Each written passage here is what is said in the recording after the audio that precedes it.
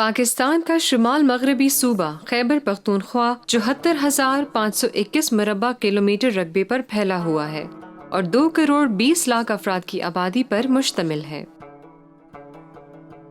یہاں تعلیم کی شرح 55% ہے۔ یہی وجہ ہے کہ تعلیم کی کمی اور آگاہی نہ ہونے کے باعث عوام میں اپنے حقوق کے لیے آواز بلند کرنے کا رجحان نہایت کم بلکہ نہ ہونے کے برابر ہے، اور کئی علاقوں میں شہری اپنے بنیادی حقوق سے محروم رہ جاتے ہیں، اور یہی محرومی معاشرے میں عدم مساوات کا باعث بنتی ہے۔ اس محرومی کے خاتمے کے لیے سوشل آڈٹ کی صورت میں وہ خیال اور سوچ ابھر کر آئی ہے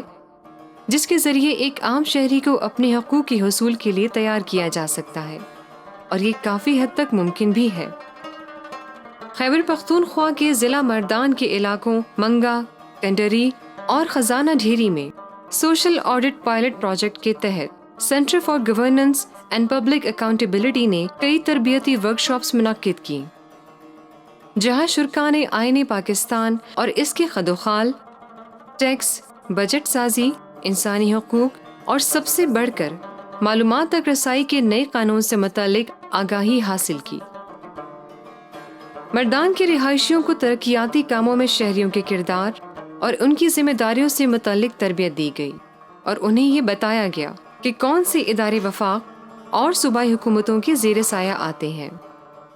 سماجی نقش بندی تربیت کا وہ مرحلہ رہا جس میں شرکاء یہ جاننے کے قابل ہو گئے کہ ان کے علاقوں میں ہونے والے ترقیاتی کاموں، سڑکوں، اسکولوں، ہسپتالوں کی تعمیر اور پینے کے لیے صاف پانی کی ترسیل میں کون سی حکومت نے کتنا کام کیا ہے۔ کوئی بھی ترقیاتی منصوبہ شروع ہونے سے پہلے حکومتی لوازمات اور طریقہ کار سے شرکاء کو آگاہ کیا گیا۔ خیبر پختونخوا میں یہ پائلٹ اپروچ تھی، تو اس کے لیے ضروری تھا کہ ہم لوگوں میں وہ آگاہی پیدا کریں گراس روٹ لیول پہ، اور انہیں اتنا سینسٹائز کریں کہ وہ جو ان کے رائٹس اور انٹائٹلمنٹس ہیں وہ اس کے بارے میں پوچھنا شروع کر دیں۔ تو اس کے لیے جو ضرورت تھی وہ ان کو قوانین کو جاننے کی ضرورت تھی کہ ان کو ان قوانین کا پتہ ہونا چاہیے جس کے ذریعے وہ اپنے حقوق اور اپنی انٹائٹلمنٹس کو جو ہیں وہ اکاؤنٹ کر سکیں، اور جو سروس ڈیلیوری جو سروس پرووائڈرز ہیں ان سے وہ پوچھ سکیں۔ معلومات تک رسائی کے قانون سے متعلق آگاہی حاصل کرنے والے افراد اس حد تک تیار ہوئے کہ وہ متعلقہ محکموں سے کسی بھی منصوبے کے حوالے سے بلا خوف و جھجک پوچھنے لگے، اور انہوں نے ایسا کر کے بھی دکھایا۔ سوشل آڈٹ منصوبے کے تحت آگاہی حاصل کرنے کے بعد خزانہ ڈھیری کے رہائشی نے 1992 میں بننے والے ٹیوب ویل کے بارے میں محکمہ پبلک ہیلتھ اینڈ انجینئرنگ سے RTI قانون کے ذریعے درخواست دی، جس کے ذریعے اہم اور سود مند معلومات حاصل کی گئیں۔ اس ٹیوب ویل کے بارے میں ہم نے جو RTI کا جو قانون تھا اس کے ذریعے ہم نے جان گیا کہ اس پہ کتنا لاگت آیا تھا، اور جو اس کے بل وغیرہ کے اخراجات تھے، اس میں جو ملازمت کرنے والے ہیں تقریباً 2 بندے، وہ کتنے پیسے اب تک وصول کر چکے ہیں، چونکہ ٹیوب ویل ابھی تک بند پڑا ہوا ہے۔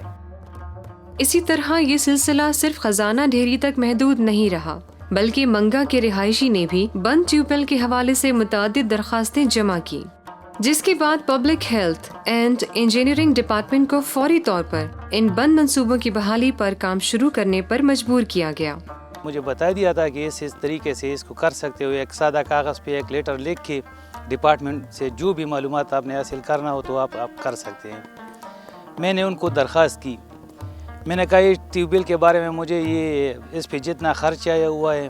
اور یہ بند کیوں ہے، یہ فعال کیوں نہیں ہے۔ پبلک ہیلتھ ڈپارٹمنٹ سے SDO زاہد نام تھا میرے خیال میں، اس نے اپنا نام زاہد بتا دیا۔ اس نے کہا کہ یار تم کیا مانگ رہے ہو؟ میں نے کہا پہلے جو میں کچھ مانگ رہا تھا وہ تو ابھی نہیں مانگ رہا ہوں، ابھی یہ کہہ رہا ہوں کہ اس کو سٹارٹ کر لے تاکہ ہم اس سے فائدہ اٹھا سکیں۔ تو پھر اس نے کہا کہ چلو ٹھیک ہے سٹارٹ کر لیتے ہیں۔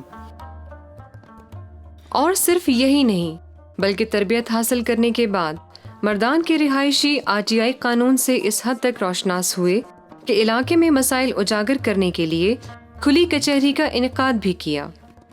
جس میں ممبر صوبائی اسمبلی، بلدیاتی نمائندوں اور مختلف محکموں کے اہلکاروں کو مدعو کیا گیا اور باقاعدہ طور پر متعلقہ افراد کو دوسرے شہریوں کے سامنے جواب دہ بنانے کی ایک کوشش کی گئی۔ معلومات کیسے حاصل کرنے، ان لوگوں نے ہم میں اویئرنیس پیدا کی، اور پھر ہم نے جا کے یہ کلی کچہری انعقاد کی، اور اس میں ہم نے تحصیل ناظم کو اپنے مسائل بیان کیے، اور اس میں بہت لوگوں نے سوال کیے اپنے مسائل کے بارے میں، خاص کر پانی کے بارے میں لوگوں نے سوال کیے۔ شہر سے کئی میل دور افتادہ علاقوں میں رہنے والے ان لوگوں نے صرف بند ٹیوب ویلوں کی معلومات حاصل کرنے پر اکتفا نہیں کیا، بلکہ آگے بڑھتے گئے